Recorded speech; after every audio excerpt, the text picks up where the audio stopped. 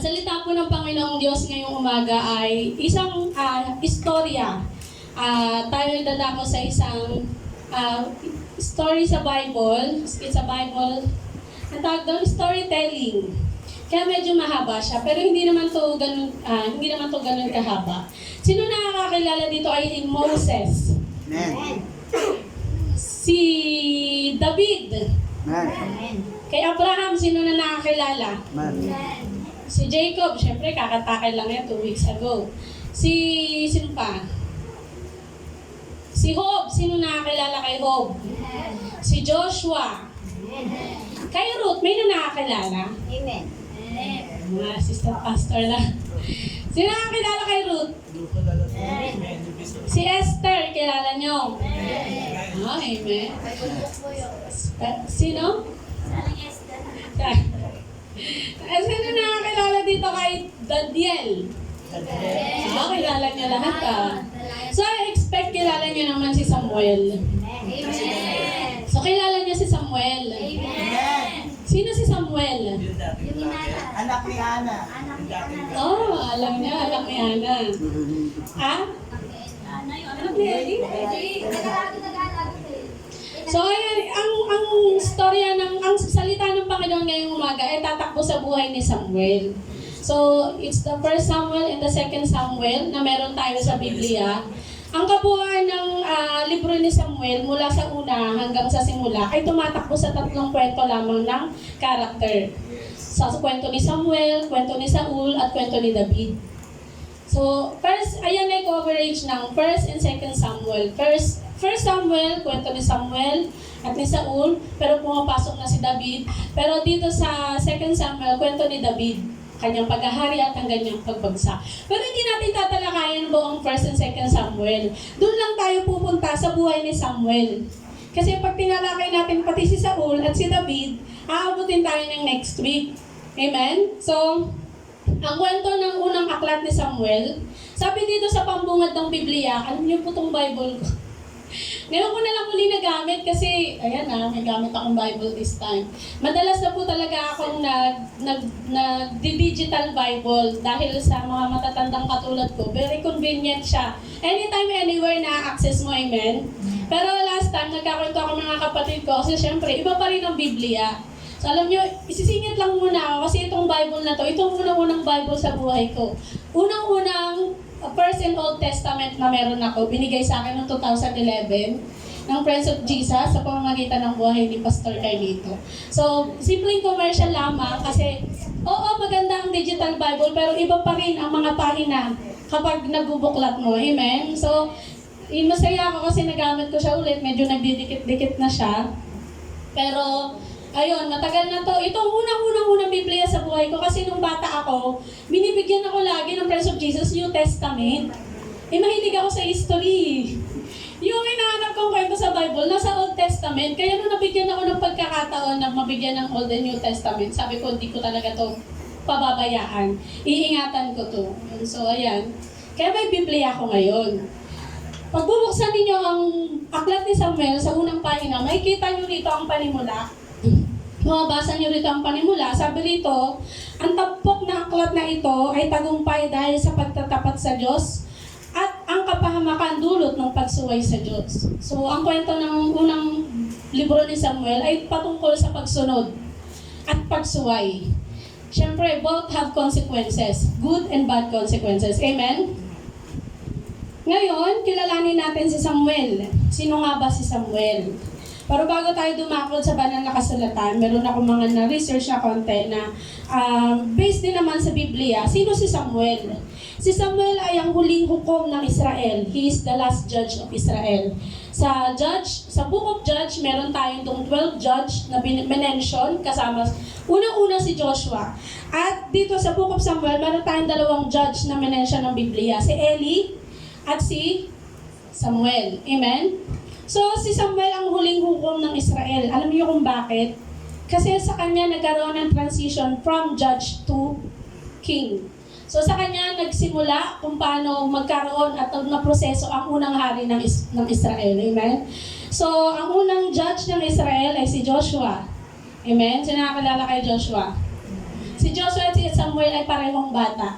Yan ang napansin ko. Tumatawag talaga ang Panginoon sa mga bata, sa mga kabataan. Hinihiram ng mga Panginoon ang great purpose sa mga kabataan dahil sa kanila ang lakas. Amen. Kaya nasa mga kabataan din ang temptation. Amen. Pangalawa, he was a Levite from the descendant of Kohath. Amen. Siya ay Levite. Siya ay Levite. Kung nakikilala niyo kung ano ang Levite, ibig sabihin niyan, galing sa angkan ni Levi na mula sa 12 tribes of Israel. Sa 12 tribes of Israel, nagkaroon ng anak si Levi at pangalawang anak niya si Kohath na lolo ni Moses. Doon nanggaling ang lahi ni Samuel. So, generally speaking, si Samuel ay talagang called to serve the Lord because he is come from the descendant of the servant. Kumbaga, ang mga Levita kasi nung panahon ng Israel, ang lahi talaga nila ang tinawag para maglingkod sa Panginoon. Sila ang mga itinalaga sa mga dambana ng Diyos, sila ang mga itinalaga para tumayo sa mga mag-assist sa mga saserdote. So karamihan ng saserdote ay galing talaga sa lahi ni Levi. Amen? Pangatlong katotohanan sa buhay ni Samuel. Ang kwento niya ay nagsimula sa isang babae na ang pangalan ay Ana. Amen? So, ayan ay babasahin natin mamaya sa 1 Samuel 1 verse 9 to 17. Pero si Ana, sa English minsan ay tinatawag nilang Hannah, ang nanay ni Samuel. Sa kanya nagsimula ang storya ni Samuel. Ito yung pinaka-amazing sa Samuel is the only ghost we met in the Bible. So, mababasa niyo yan sa 1 Samuel chapter 28. Si Samuel ang kaisa-isang multo o ghost na mention sa Bible dahil pinatawag siya ni Saul. Si Saul ay sumangguni sa mga witchcraft na tinatawag natin sa panahon ngayon, mga sumasangguni sa mga nananahimik na, mga patay. At si Samuel ay natawag niya. At sumagot si Samuel. Kaya si Samuel ang kaisa-isang multo or ghost or espiritu na mention sa Bible na natawag. For some reason, dahil siguro, tatalon ako sa kwento ni Saul. Dahil si Saul ay, di ba, hari ng Israel. Mga panahon na gulong-gulo siya. Samuel ang kanyang advisor ng buhay. Gusto niyang alamin ano ang kalooban ng Panginoon. Dahil ang Panginoon hindi nakikipag-usap sa kung sino during the time of Old Testament. Doon lang siya nakikipag-usap sa mga taong tinawag at hiniram niya. Kaya noong time na hindi maintindihan ni Saul kung ano ang nais ng Panginoong Diyos na nagawin niya sa kanyang paghahari, ginambala niya si Samuel para alamin ano ang nais ng Diyos. Pero yun, so basahin niyo na lang Samuel verse 28 kung ano nangyari doon sa pag-uusap nila. Amen? So tayo ay dadako, ayan ang mga kabuuan ng story ni Samuel. Kasi alam niyo po si Samuel dati, pag naririnig ko, ang alam ko lang si Samuel, yung Samuel na inampon ni Pastor Carlito dati. Si Pastor Carlito, ang ating late Pastor Carlito po ay may inampon na bata dati. Pinangalanan niya Samuel kasi sabi niya, sa pangalan ng Panginoon ganyan kasi siya magtalaga. Sa pangalan ng Panginoon maglilingkod ka sa simbahan dahil si Samuel ay lingkod ng Panginoon. So yun nung ako bata, yan ang alam kong Samuel. So, growing up, nakilala ko na si Samuel. Si Samuel ay lingkod ng Panginoon. So tayo dadako sa unang Samuel chapter 1 verse 9 to 17. Basahin muna natin kung paano nabuhay si Samuel. Verse 9 to 10, pero tatalon-talon tayo dahil di natin babasahin lahat. So, basahin natin sa verse 9, nanalangin si Ana. Minsan, matapos silang kumain sa silo, malungkot na nagtindig si Ana at nanalangin sa templo. Nagkataong nakaupo sa may pintuan ng templo si sacerdoteng Eli. Buong pait na lumuluha si Ana at taimtim na nananalangin kay Yahweh. Ganito ang kanyang panalangin. Yahweh, Diyos na makapangyarihan sa lahat. Kung diringgin ninyo ang inyong abang alipin at inyong kahabagan, kung hindi ninyo ako pababayaan, bagkus ay pagkakalooban ng isang anak na lalaki, ihahandog ko siya sa inyo habang siya'y nabubuhay. Hindi ko ipapaputol ang kanyang buhok. So, assume natin na si Samuel ay mahaba ang buhok. Na-mention ba sa Bible na pinutol ang buhok ni Samuel? Walang na-mention. So, sabi dito sa verse 17, dahil dito, nakita kasi ni Eli na nagdadasal si Ana. tas na sinabi ni Ana na nanalangin siya sa Panginoon. Sabi dito ni Eli sa verse 17, dahil dito sinabi ni Eli, magpatuloy kang mapayapa at naway ipagkaloob ng Diyos ng Israel ang iyong hinihingi. Sumagot si Ana, magkatotoo po sana ang inyong magandang hangarin para sa akin. Pagkasabi niyon, nagtindig siya at kumain, wala na ang bigat ng kanyang kalooban. That is the power of prayer. Mga kung nararanasan ninyo na pagkatapos yung manalangin ay gumagaan ang pakiramdam ninyo. Yan yung naranasan ni Ana that time, na pagkatapos niyang manalangin ng buong pait, tumindig siya, kumain na wala na yung kabigatan ng kanyang loob. Ngayon, talon tayo sa verse 20, sabi rito, naglingi siya at dumating ang araw na siya'y nagsilang ng isang sanggol na lalaki. Nagsilang ng Samuel ang pinangalan niya rito sapagkat ang sabi niya, siya'y kaloob sa akin ni Yahweh. Amen? So, sa Hebrew, ang Samuel, minsan ini-spell siya sa English na Samuel. Ang ibig sabihin yun, the Lord's here.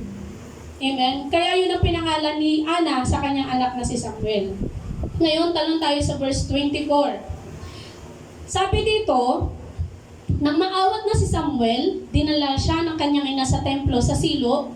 Nagdala pa siya ng isang torong 3 taon, 36 na litrong harina at isang pitsel na alak. Nang may handog na ang baka, dinala nila kay Eli ang bata. Sinabi ni Ana, kung natatandaan ninyo, ako ang iyong babaeng tumayo sa tabi ninyo nung nananalangin kay Yahweh. Idinadalangin ko sa kanya na ako'y pagkalooban ng anak at ito po ang binigay sa akin. Kaya naman po, inihahandog ko siya kay Yahweh upang maglingkod sa kanya habang buhay. Pagkatapos nito, nagpuri sila kay Yahweh. Amen? So alam niyo po, hinandog ni Ana si Samuel sa templo ng Panginoon, pero after nito, nagkaroon pa siya ng 3 anak. Ganon siya binless ni Lord. Ganon siya pinagpala ng Panginoon. Kung susunod ka lamang sa mga salita na binibitawan mo sa Panginoon nung nananalangin ka, hindi ka niya pababayaan. Sometimes kasi tayo pag nagpe-pray tayo, Lord, give me this. Give me this, Lord. Bigay mo to sa akin, Lord. Ibigay mo to sa akin. Paglilingkuran kita. Sometimes ang problema ng tao pag nabigay na, and it happens every time, all over again. From the Old Testament to the New Testament up to this generation, nangyayari lagi ito. Nagpe-pray ka sa Panginoon, ibibigay ng Panginoon yan kasi ang Panginoon naman natin mahabagin mapagpala Pero right after that, hanapin yung mga taong nananalangin ng trabaho, hanapin yung mga taong nananalangin ng kalusugan, hanapin yung mga taong nananalangin ng pagpapala.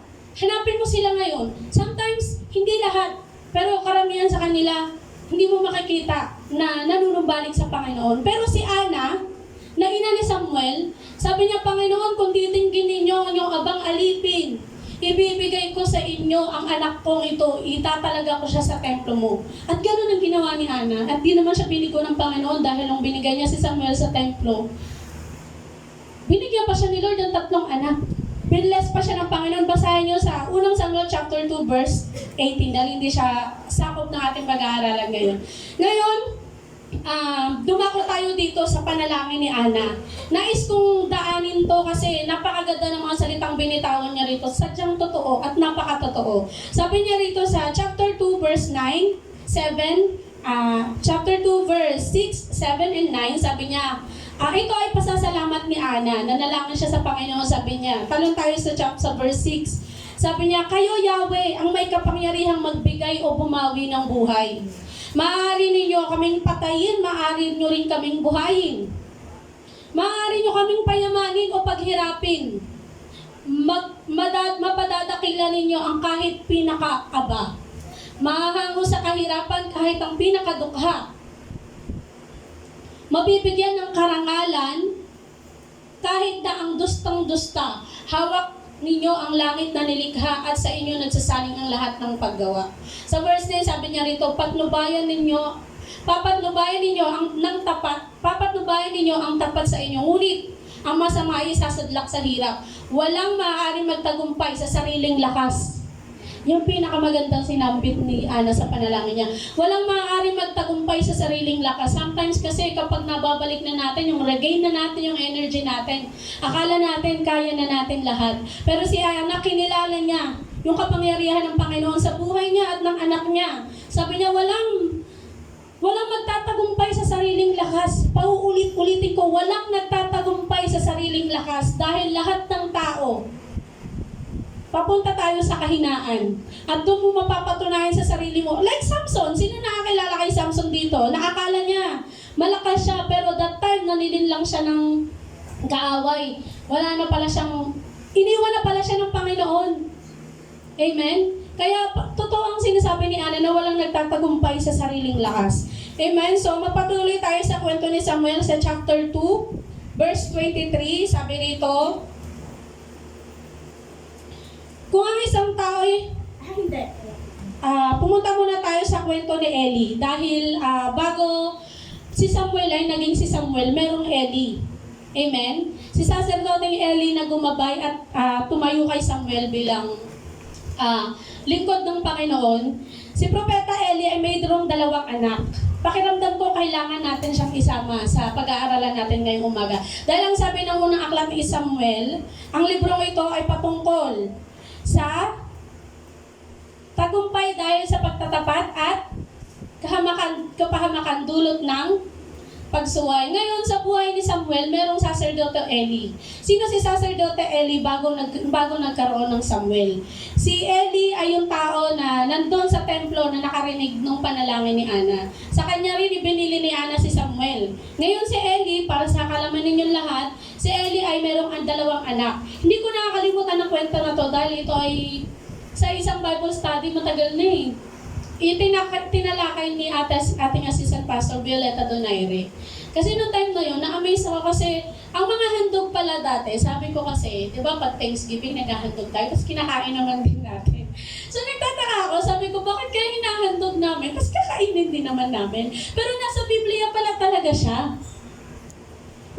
Nakakainin talaga siya ng mga Israelita pagkatapos ihandog. Pero ang sabi ng Biblia, dito sa kwento ng anak ni Eli, ang sabi niya, sa verse 12, chapter 2 verse 12 muna tayo. Sabi niya, ang 2 anak ni Eli ay parehong lapastangan at walang takot kay Yahweh. Kung gaano kataas ang takot ni Eli sa Panginoon, ganun kalapastangan ang anak ni Eli. Sabi rito, may kwento dito sa Biblia, basahin niyo na lang dahil mahaba to pag tinalakay natin. Chapter 2 verse 12 hanggang 17, isang araw ng paghahandog, yung mga anak ni Eli ay lumapit doon sa mga naghahandog at may dala-dala silang, nagpadala sila ng katulong. May dala-dala yung katulong nila ng mga tinidor, tutusok doon sa mga iahandog pa lang. Ang sabi ng mga nagbabantay sa handog, hayaan nyo munang maihandog namin ang handog bago ninyo kainin. Kumbaga, ang para sa Panginoon kasi, ibinibigay yan, very sacred. Kumbaga, sa isang tupa, ang ibibigay mo sa Kanya ay walang batik. Ganon din sa guya. Ganon ang sinasabi ng mga lingkod ng Panginoon sa mga katulong ng anak ni Eli, pero hindi sila nakinig. Meron dito part na sinabi niya na, eto, sa 16. 2 verse 16 sabi niya, kapag sinabi ng naghahandog na hintayin mo muna mga handog ang tapa bago sila kumuha hanggang gusto nila. Ganito ang kanilang sinabi, hindi maaari, bigyan na ninyo kami. Kung hindi, aagawin namin iyan sa inyo. Ganon sila kalapastangan at wala silang kapake-pakialam. Ngayon nakarating kay Eli ang kalapastangan nila dito sa verse 23, sabi niya, nakarating sa akin ang kalapastangan ninyo, sabi niya sa mga anak niya. Sabi niya, kung ang isang tao ay magkasala sa kanyang kapwa, maaaring mamagitan sa kanila, si Yahweh. Ngunit, sino ang mamamagitan? Kung kay Yahweh siya nagkasala. Ito ay sa Old Testament, wala pa tayo sa grace period. Alam mo kung bakit? Pag nagkasala ka directly kay Yahweh, wala talagang mamamagitan, mamamatay ka talaga agad sa Old Testament. Kaya sabi ni Eli, kung ikaw ay nagkasala sa kapwa mo, maaaring mamagitan sa inyo si Yahweh. Pero kung kay Yahweh ka direct nagkasala, sino mamamagitan sa iyo? Wala pa si Jesus that time. Ang sabi ni Eli, ngunit hindi siya pinakinggan ng kanyang mga anak sapagkat pinagmatigas na sila ni Yahweh. Alam niyo for how many times narinig ko tong pinagmatigas ni Yahweh ang tao dahil sa katigasan mismo ng ulo. Amen? Dahil nakikita ng Panginoon na napakatigas ng ulo ng tao at paulit-ulit niyang ginagawa ang katigasan ng ulo niya, sabi ng Panginoon, wala nang darating na sa'yo, blessing. Pag mamatagis blessing kita at hindi na darating yung pagpapala. Ginawa niya yan sa paraon. Matigas niya ang puso ng paraon na to the point na hindi na siya nagkaroon ng chance. At ganito ang nangyari sa anak ni Eli. Hindi na siya nakinig kay Eli dahil pinagmatigas na ng Panginoon ang puso ng mga anak ni Eli. So sobrang dami ng kalapastanganan ng ginawa nila. Ngayon, tanong tayo dito sa verse 29. Sabi rito, nakipag-usap ang Panginoon, ang Yahweh kay Eli. Ito ay aral para sa mga magulang. Kung kayo ay may mga anak at alam nyo kayong lingkod ng Panginoon, huwag nyo hahayaan ang anak nyo na lumalapastangan sa Panginoon. Sa lahat at ubod lakas ninyo silang pangaralan hanggat kaya ninyo. Amen? Sabi rito ni Yahweh, bakit nyo sabi niya kay Eli, bakit nyo pinag-iimbutan ng mga alay na handog sa akin? Mas iniginigalang pa yata ang mga anak mo kaysa sa akin. Sabi ni Yahweh sa kanya, ginagalang mo pa yata ang mga anak mo kaysa sa akin eh. Sometimes kasi mga magulang natin, hindi natin masisi minsan. Magulang eh, mababait, may mga mababait tayong magulang na hindi matapang. And sometimes sa sobrang bait nila, nakukonsider nila yung mga pagkakamali ng anak, which is hindi tama. Ang sabi ng Panginoon, bakit? Hindi naman si Eli ang gumawa na, pero sabi ng Yahweh, Panginoong Yahweh, bakit nyo pinag-iimbutan ang mga kaloob sa akin? Ang sabi niya, mas ginagalang mo pa yata ang anak mo kaysa sa akin. Sabi ni Yahweh, kay Eli, na buong buhay na naglingkod sa kanya. Alam mo, tayo bilang mga magulang may pananagutan sa mga anak. May pananagutan tayo sa Panginoon. Sa harapan ng Panginoon, dahil tayo ang nagpalaki sa kanila. Although ako hindi pa ako magulang. Pero ako, kilala ko ng mga pamangkin ko na matapang. At kahit sino sa inyo, kilala ninyo ako na pagmali, hindi ako nananahimik. Ang sabi ni Yahweh, mas ginagalang mo pa yata ang mga anak mo kaysa sa akin. Bakit mo sila pinapabayaan magpasasa sa pinakapiling bahagi ng mga handog sa akin? Ang sabi niya kay Eli, pinangako ko noon naman na tanging ang sambahayan mo lamang ang makakalapit sa akin na habang panahon. Ngunit hindi na ngayon. Kung ang Panginoon ay nagpapala, siya din ang may kakayahang magbawi ng pagpapala na yun. Dahil ang pagpapala ng Panginoon hindi nananatili sa mga taong suwain. Amen? Yes. Pag sinabi ng Panginoon na pagpapalain kita, you have to follow the rules. Ang batas ng Panginoon, kailangan sundin mo yun. Dahil ang Panginoon natin, meron din siyang mga do's and don'ts. Sinabi yan sa Exodus. Pero matigas ang ulo ng Israel. And until now, matigas ang ulo ng mga tao. Napakatitigas, sa totoo lang. Matigas ang ulo ng tao. Kahit sinabi ng Panginoon, pagpapalain kita, gawin mo to hindi. Marami pa rin ang sumusaway sa Diyos. At yung mga magulang, ito aral sa atin. Na kung meron tayong mga anak na alam natin sumusuway sa kalooban ng Panginoon, huwag tayong manahimik. Magsalita tayo, pagsabihan natin buong lakas. Pag nasabihan niya, wala ka ng pananagutan sa mga yan. Nasabihan sila ni Eli, huli na eh. Amen? Nagmatigas na. Kasi alam niyo bakit? Ilang beses nang nangyari. Ilang ulit nang nangyari. Amen? Kaya nung time na ngayon, sinabi ng Panginoon, sabi niya, pinangako ko sa iyo na sambahayan mo lamang ang makakalapit sa akin dambana. Ngunit hindi na ngayon. Amen? Dito na pumapasok si Samuel. Nang inalay si Samuel ay judge and at the same time, prophet. Sabi sa Book of Acts, si Samuel ang unang-unang propeta sa Old Testament. Kung babasahin ninyo, sinabi doon, mula kay Samuel hanggang sa mga sumusunod na mga propeta. Kaya si Samuel, huling judge at siya rin ang unang propeta ng Old Testament. Sabi rito, sa chapter 3 tayo, sabi niya, ang pangitain ng Samuel, sabi sa verse 1 hanggang 21, basahin natin. Sa pamamahala ni Eli, si Samuel ay patuloy na naglingkod kay Yahweh. Nang panahong iyon, bihira nang marinig ang tinig ni Yahweh at bihira na rin ang mga pangitain. Malabo noon ang mata ni Eli, minsan namamahinga siya sa kanyang higaan. Si Samuel naman ay natutulog sa templo sa may kaba ng tipan. Nang magmamadaling araw na, siya ay tinawag ni Yahweh. Sabi niya, Samuel, Samuel po, sagot ni Samuel. Patakbo siyang lumapit kay Eli. Sinabi niya, bakit po? Sabi ni Eli, hindi kita tinatawag, mahiga ka na uli. Nagbalik nga siya sa kanyang higaan. Tinawag siya uli ni Yahweh. Bumangon siyang uli. bumangon siya, lumapit kay Eli at tinanong, "Tinatawag po ba ninyo ako?" Sabi ni Samuel. Sinabi ni Eli, "Hindi kita tinatawag, anak. Mahiga ka ulit." Hindi pa kilala ni Samuel si Yahweh sapagkat hindi pa siya kinakausap nito. Si Samuel ay lingkod ng Panginoon mula bata sa templo. Si Samuel, buong puso, sabi dito sa verse, hindi ko na-mention kanina, pero sabi dito sa verse 21, lumaki si Samuel sa patnubay ni Yahweh.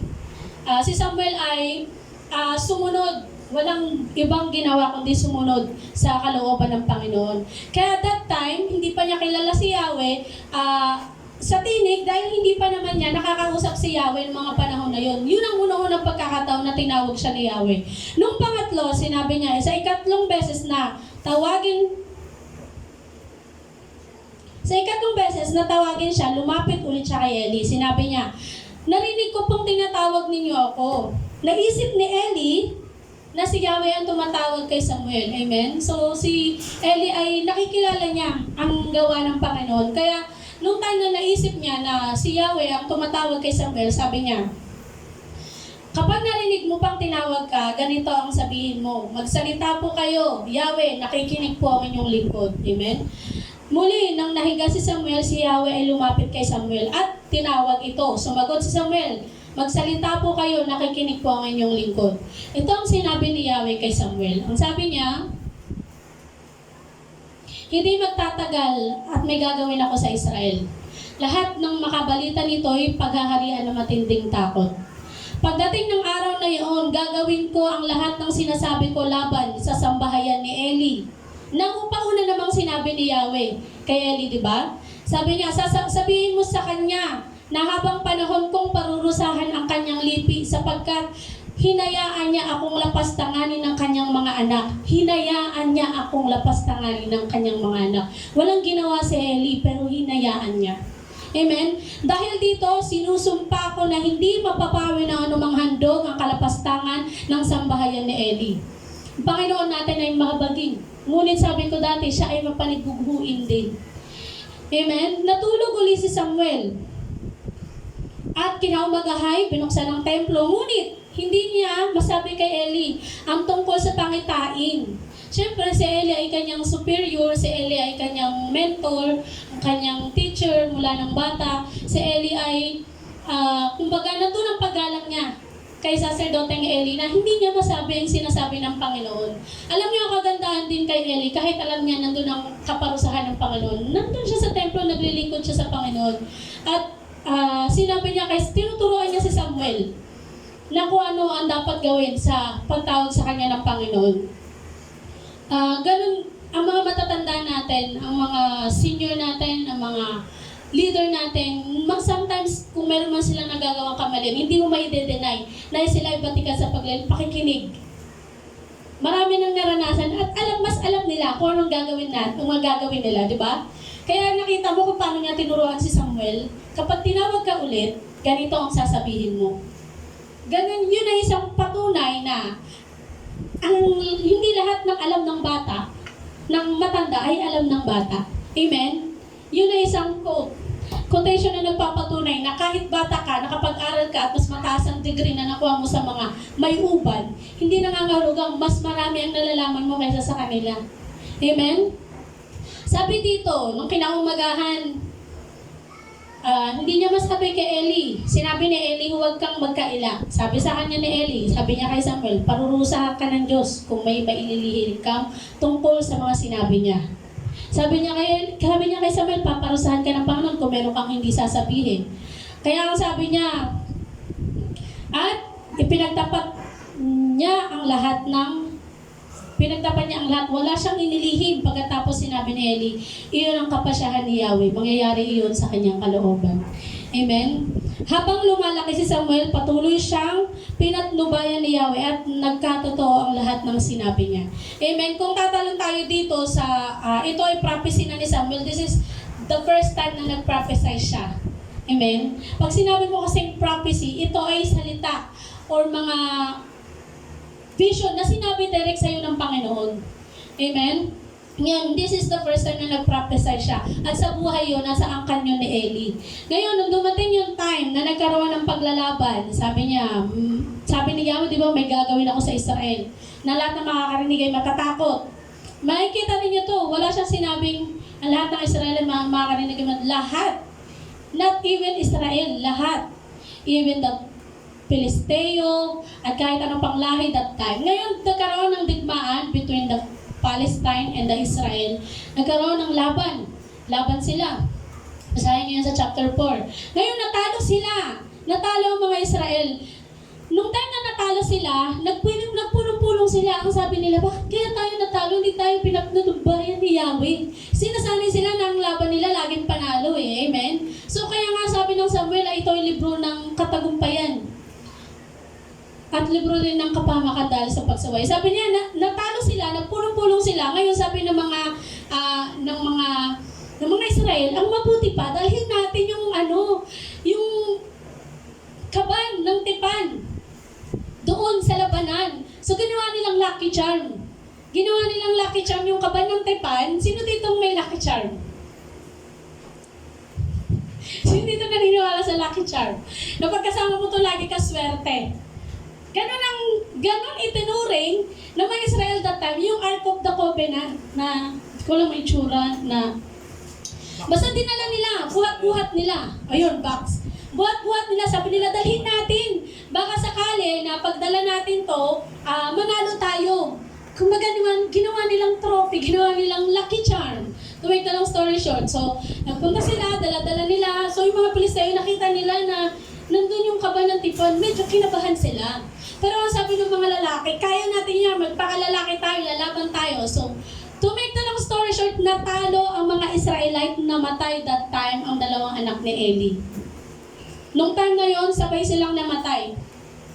Nung panahon din na yon, nababahala si Eli dahil sa tigmaan. Dahil ito pa, alam na Eli na dala-dala ng mga Israelita yung Ark of the Covenant that time, nababahala siya hindi para sa mga anak niya. Nababahala siya para sa kaban ng tipan. Ngayon, nung natalong Israelita, kinuha ng mga Pilisteo ang kaban ng tipan at dinala nila sa templo ni Dagon. Pero bago yon, nag-report yung mga nakaligtas kay Eli. Ang sabi nila,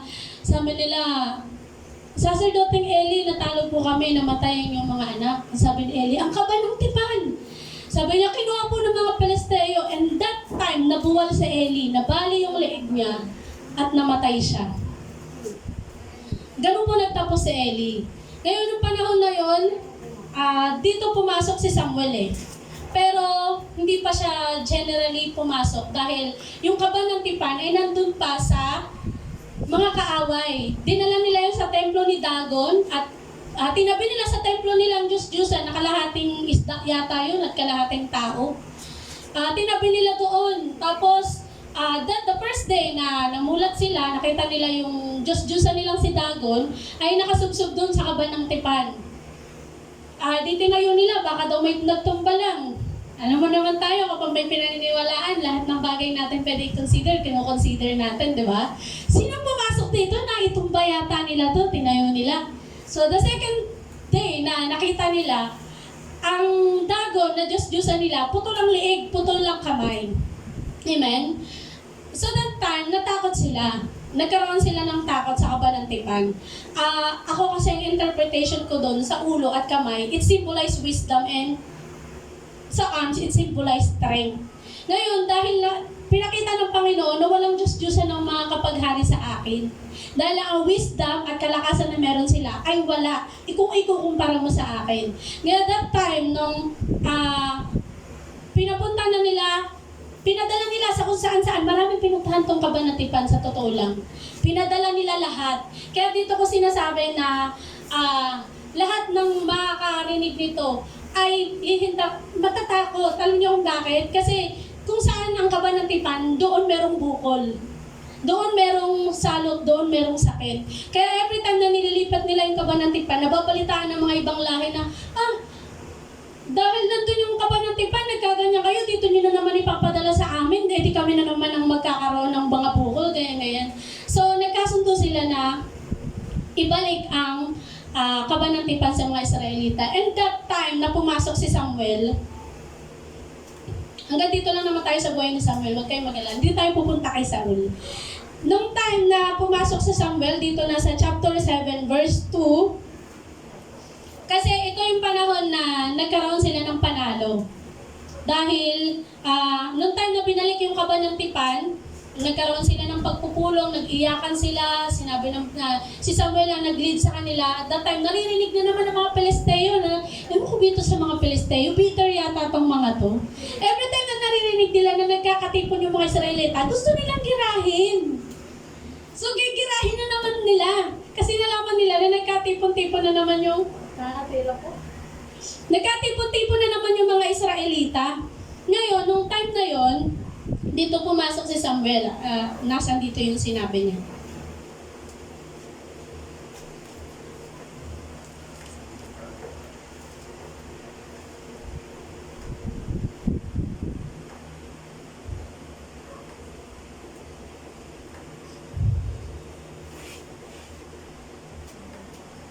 Ito. Ito sa chapter 7 verse 7, sabi niya, nabalitaan ng mga Pelisteo yung pagkakatipon ng mga Israelita. Sinasabi ko sa inyo. Pag napapalitaan nila, gusto nilang kirahin yung mga Israelita.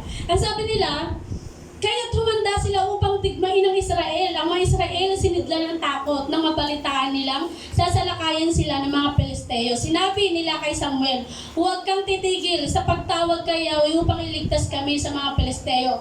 Si Samuel ay nagpatay ng isang pasusuhing tupa at inihandog ng buhay kay Yahweh. Dinalangin niya na tulungan ng Israel at dininig naman siya. Dininig naman siya. Samantalang naghahandog si Samuel, palapit naman ang palapit ng mga Pelisteo. Ngunit ginulo sila ni Yahweh. Kumulog ng maraming kulog that time, sabi rito. Ngunit ginulo sila ni Yahweh sa magitan ng malakas na kulog at nadaig sila ng mga Israelita. Mula sa Mispa, sila itinugis ng mga Israelita hanggang sa Betkar. Pagkatapos, naglagay si Samuel ng isang malaking bato sa pagitan ng Mispa. At bilang alaala, tinawag nila itong Ebenezer. Nang ibig sabihin, tinulungan kami ni Yahweh hanggang dito. Amen. Ito ang unang-unang pagkakataon na pinangunahan ni Samuel ang mga Israelita. Dahil namatay na si Eli, so siya ang nanguna dito sa panahon na to. Ngayon, dito tayo sa last part, sa chapter 8. Ang bayan ay humingi ng hari. Noong mga panahon na to, marami pang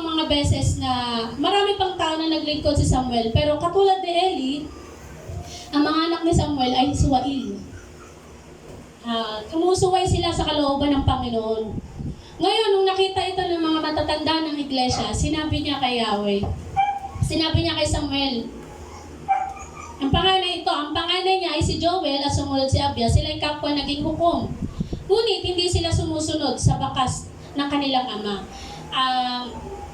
Nung nakita ng mga matatanda na iglesia na ang pangangalakad ng mga anak ng Samuel di katulad sa kanya dahil sila ay sila ay tumatanggap ng suhol at hindi pinapairal ang katarungan. Kaya sabi ng mga matatanda ng iglesia, bigyan mo na lang kami ng hari. Para katulad ng ibang bansa, may hari na maglilid sa amin. Dahil si Samuel ay parang advisor na lang nila that time. Hindi. Si Samuel ay judge, pero naging judge din ako ng mga anak. Sabi niya rito, bigyan mo na lang kami ng hari para may maglilid sa amin.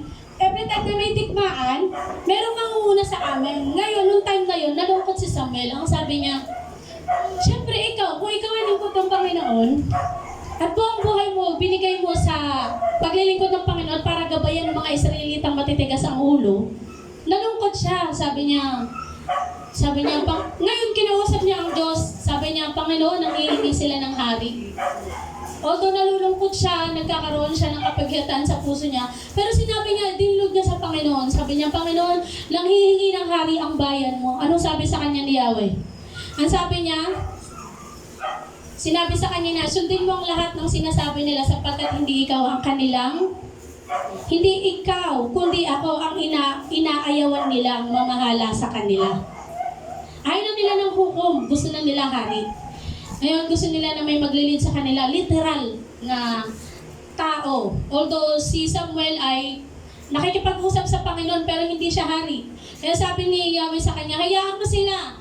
Dahil hindi naman ikaw ang inaayawan nila kundi ako. Ang sabi niya, ang ginagawa nila sa iyo ngayon ay ginagawa na nila sa akin buhat pa nung ilabas ko sa Egypt. Buhat pa nung ilabas ko sila sa Egypto. Itong quote na to, uulitin ko Sabi ng Panginoon, ang ginagawa nilang iyan sa iyo ay ginagawa nila sa akin buhat pa nung ilabas ko sila sa Egypto. Ganon katigas ang ulo ng Israel. At ganon din katigas ang ulo ng mga tao until now. Amen? Matigas talaga ang ulo ng mga tao. Hindi mo naman mai-deny. Hihingi sila sa Panginoon pag nabigay, mawawala. Pero ito ang sabi ng Panginoon, sabi sa kanya ni Yahweh, pero sabihin mo sa kanila kung ano ang magiging hari na meron sila. Sinabi ngayon ni Eli, hindi ko na babasahin kasi medyo mahaba, pero ang sabi niya, ang hari na magkakaroon kayo pagdating ng panahon, kukuhanin na inyong mga lalaki para maging kawal, kukunin ang inyong mga babae para maging katulong sa templo, at kukunin ang kasampung bahagi na inyong lupa para maging kanyang kinasasakupan. Sinabi niyo lahat ni Eli, pero ang sabi ng mga Israel, hindi rin pinansin ng mga Israelita ang sinabi ni Samuel. Sa halip, sinabi nila, kahit ano ang gawin sa amin, ay ipig pa rin namin. Hari ang mamahala sa amin. So, ang katigasan ng ulo, kahit binibigyan na ng, sanabi na ng, alam mo, kung may iyahan tulad natin sa panahon natin ngayon, kahit sinasabi na ng mga leader natin na ganito ang mangyayari sa iyo, ayaw ng Panginoon yung ganito mangyayari. Ang tao, kahit ano pa mangyayari sa amin, gusto namin hari ang manguna sa amin. So, sa buhay natin, bilang tao, nandun na yung reminders ng Panginoon, nandun na yung pangunguna, nandun na yung hindi naman siya.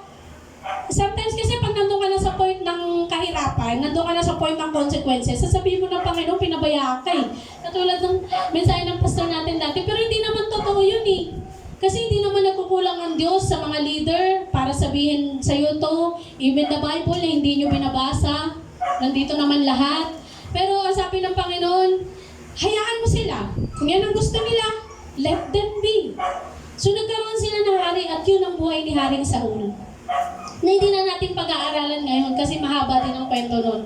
Pero ang kwento ni Samuel, si Samuel ay nanguna at nagbigay ng mga payo kahit nagkaroon ng hari.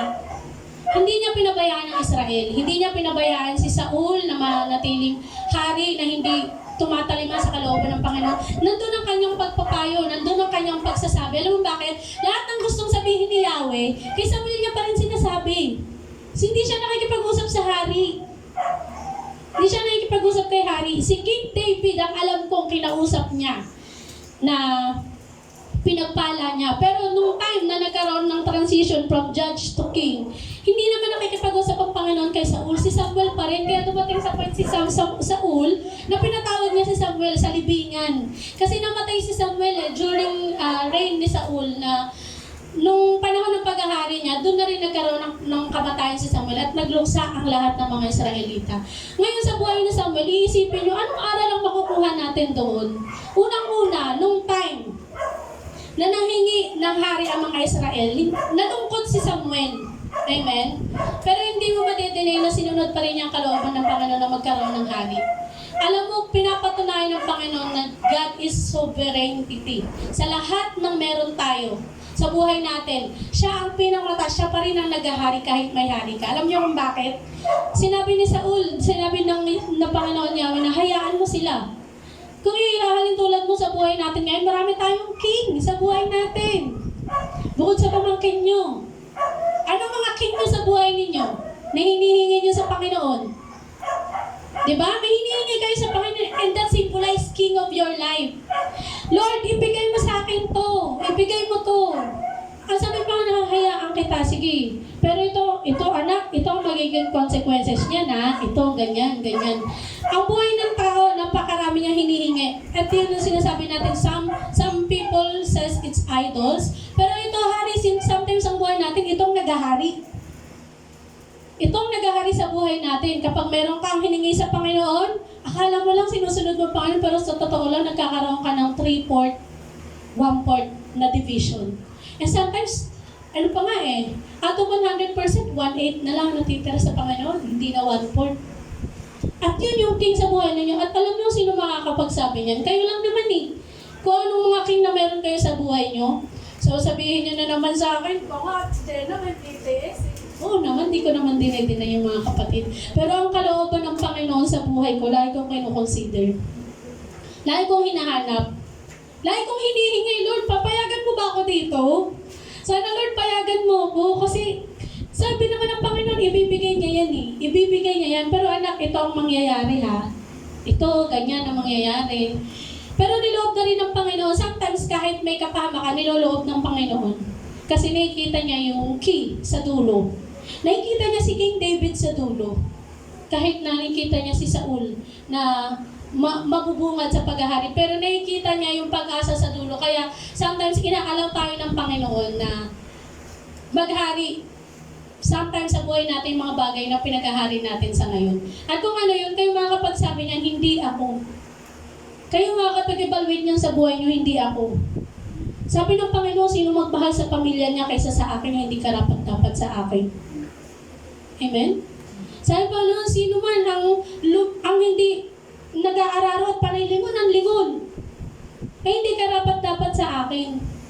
Pag alam mong sumunod ka na sa Panginoon, sumunod ka ng tuloy-tuloy, hindi marami ka pang kasi, marami ka pa sambat, nagiging panikin na tayo kakabat natin na hindi natin may de-deny na dito sa 1 Samuel, God is sovereignty of everything. God's continuous sovereignty in Israel regardless of who they choose as their king.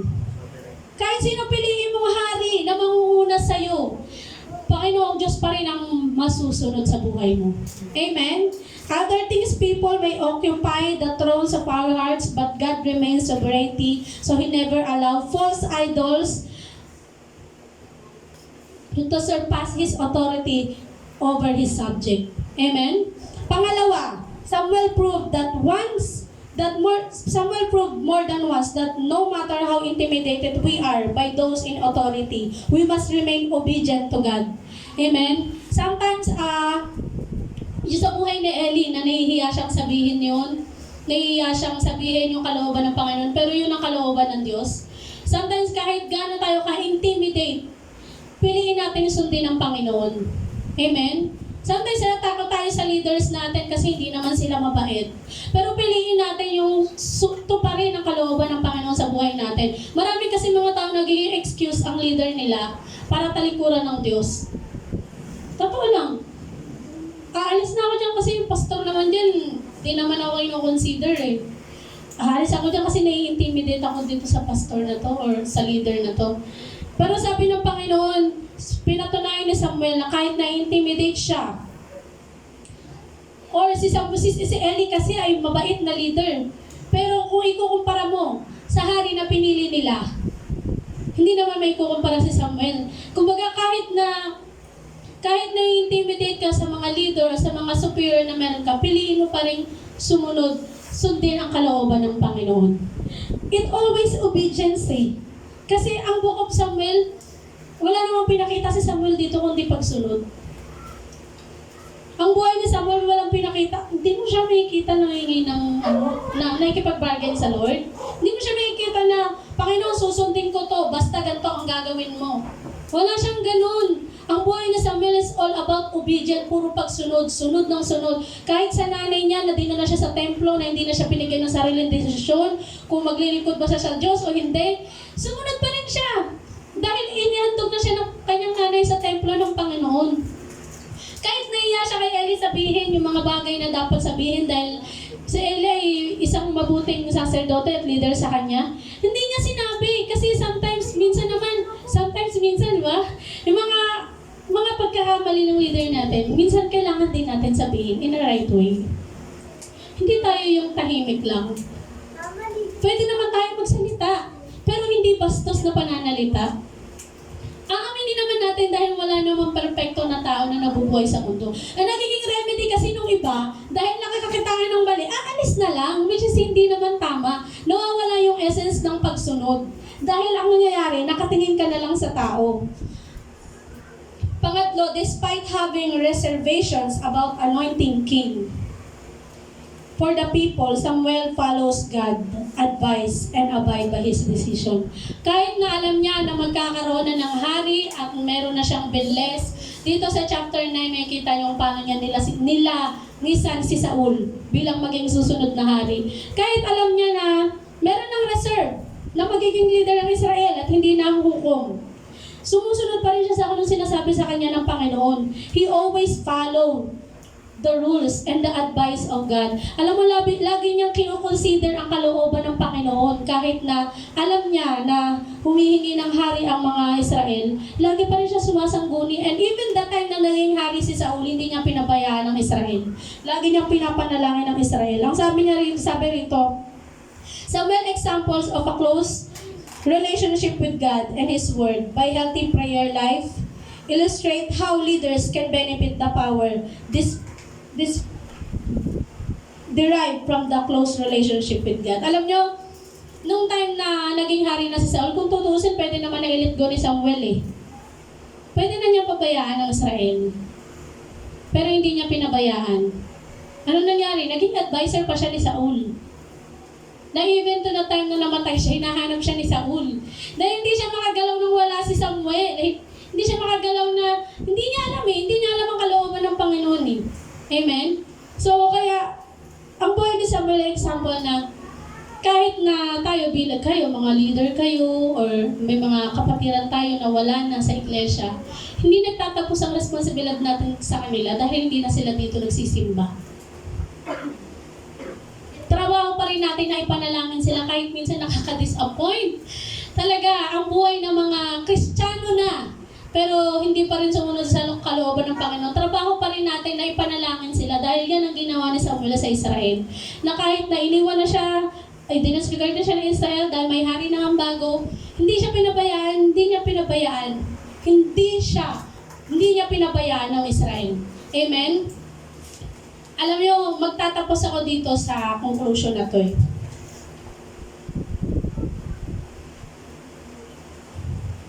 Sana nasulat ko. Hindi ko yata nasulat. Sinabi rito ng Panginoon. Ito. Sinabi rito ng Panginoon, dito tayo magtatapos bilang pag-alaala ulit sa salita ng Panginoon. Sa magitan ng buhay ni Samuel. Ano sabi niya rito sa 1 Samuel chapter 2 verse 30? Sabi niya rito kay Eli, kay Yahweh, pinangako noon na tanging sambahayan mo lamang ang mga kalapit sa akin habang panahon, ngunit hindi na ngayon. Ang sabi ni Yahweh dito, pararangalan ko ang nagpaparangal sa akin, ngunit pababayaan ko ang nagtatakwil sa akin. Doon tayo sa katotohanan ng 1 Samuel na ang story ng Book of Samuel is about the victory by obeying God's advice at kapahamakan dulot ng pagsuway. Amen? So kung kayo, nalalaman ninyo mula sa buhay ni Ana hanggang sa buhay ni Samuel na meron kayong hiningi na binigay sa inyo ng Panginoon, alalahanin nyo yung mga salitang binitawan nyo sa Diyos.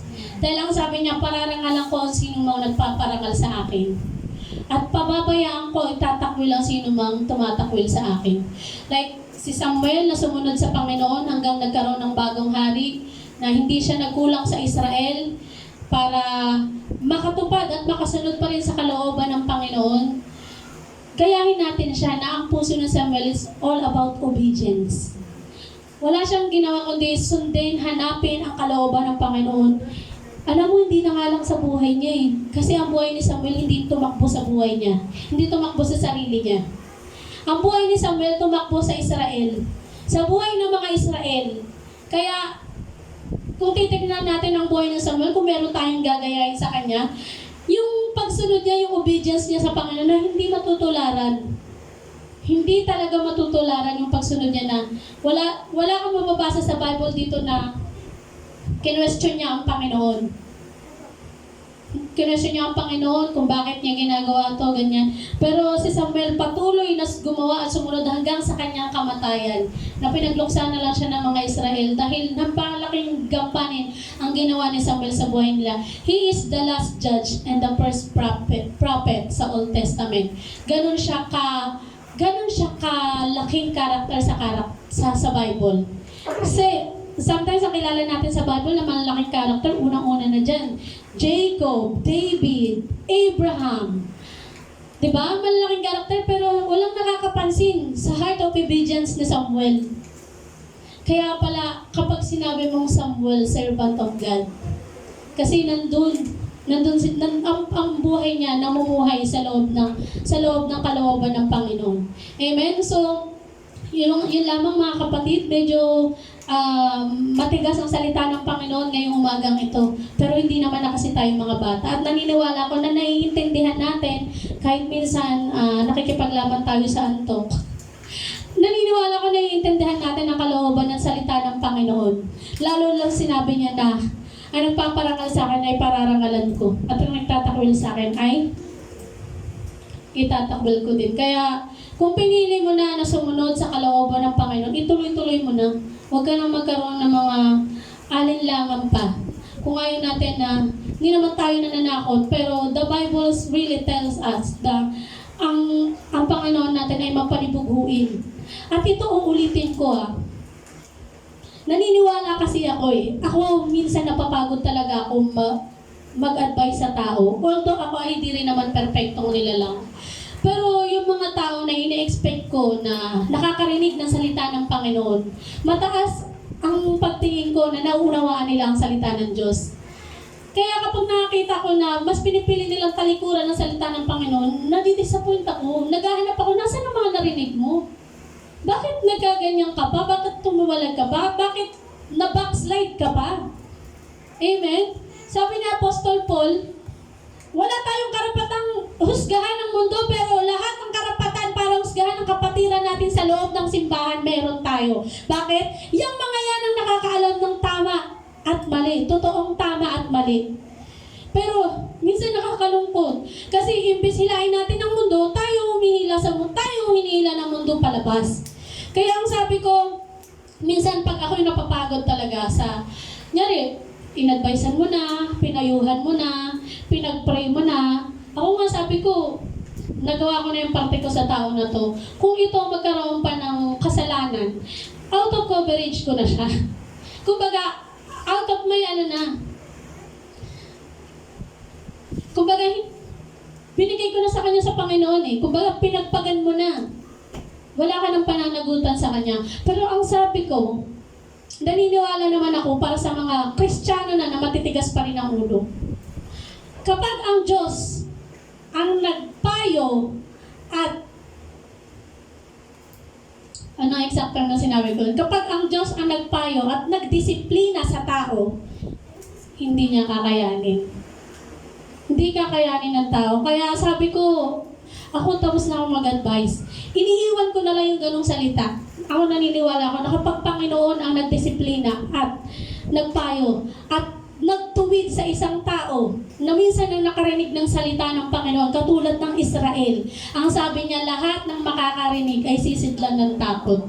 Hindi niyo kakayanin pag Panginoon. Ulitin ko ulit, ang Panginoon natin ay mapagmahal, mahabagin, ngunit ang Panginoon din natin ay mapanibughuin. Amen. Nauunawaan niya ang kahinaan natin, nauunawaan niya ang emotional weakness natin bilang tao. Pero hindi niya nauunawaan na paulit-ulit ka nagkakasala, kahit na paulit-ulit mo namang naririnig ang salita ng Panginoon.